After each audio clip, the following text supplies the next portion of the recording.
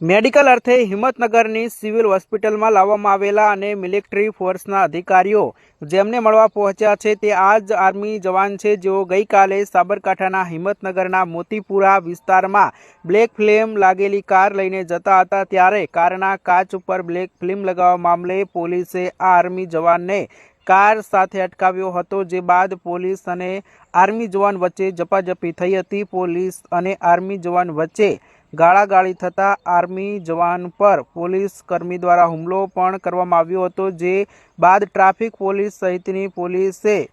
દોડી આવી army જવાનને police વાનમાં બેસાડી પોલીસ સ્ટેશન લઈ ગઈ હતી અને આર્મી જવાન સામે સરકારી કામમાં અડચણ અને પોલીસ કર્મી પર હુમલાની ફરિયાદ નોંધી કોર્ટમાં રજૂ કર્યો હતો અને બાદમાં જવાનને મેડિકલ અર્થે હિંમતનગર સિવિલ હોસ્પિટલ લઈ જવામાં આવ્યા હતા। ત્યારે ઘટનાને પગલે મિલિટરી ફોર્સના અધિકારીઓએ સિવિલ હોસ્પિટલમાં ધામા નાખી આર્મી જવાન સાથે મુલાકાત કરી હતી અને આર્મી જવાનને મારનાર પોલીસ કર્મી સામે કાર્યવાહીની માંગ કરી હતી। જો કે આર્મી જવાન પાસે રહેલી એલ્ટો કાર આર્મી જવાનની નહીં પણ આર્મી જવાનના માસાની હોવાનો